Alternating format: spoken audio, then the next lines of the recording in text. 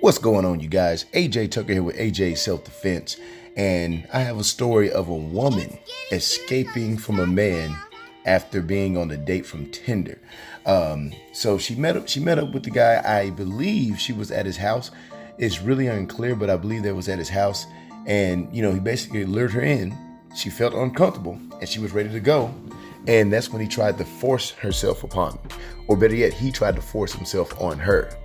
This happened in Fresno, California, and the guy you see is Fabian Ornales. I hope I said that right. He created a fake name, Dominic, to entice the woman into a meeting. So once she broke away from him, she called the cops. They found him pretty quick. I think it happened at his house. They did a search warrant, and the police discovered different leads that he has committed this crime before. He's done similar things. So the authorities are asking those who may have felt they were potential victims as well.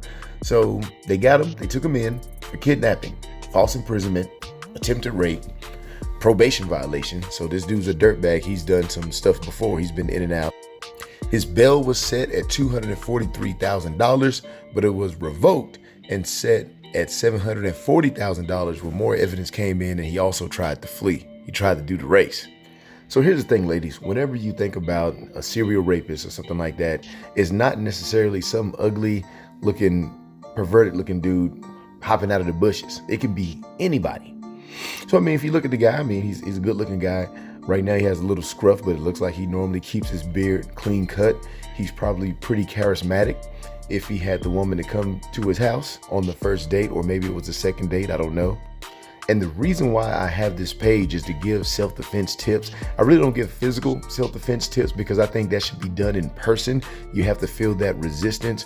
But what I do try to do as much as I can is to give tips on how to prevent a situation. Now, before I put this out there, I do want to say that this is by in no means any kind of victim blaming. So please miss me with all that.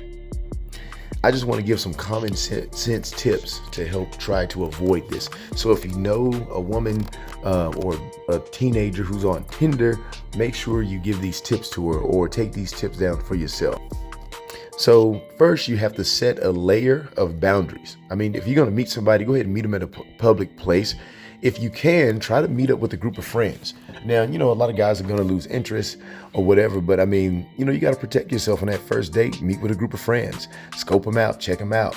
Look for any signs of him trying to control you.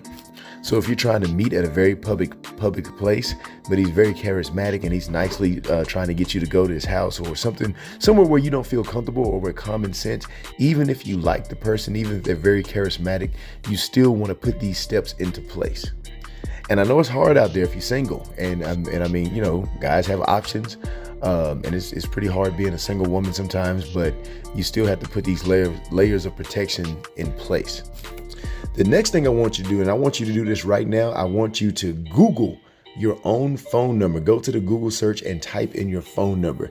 Let me tell you what happened to me, man. I just did it today out of curiosity, and boom, all my information came up. So on here, man, I crossed out my government name. You could probably still see it. And then I left my number on there because, man, you probably have my number anyway, folks. If you want to take a self-defense class, got my old email address, got my old number from when I was in the Army, and my address. All the information was on there. And I have gone through, I've Googled myself before, and I have requested to have all my stuff taken out of there before. And so this is like something kind of new, and it just popped up again. Don't know how, don't know why, but ladies and fellas, go ahead and Google your telephone number. Now, if you do find all your information comes up, that means somebody else can find all your information, okay?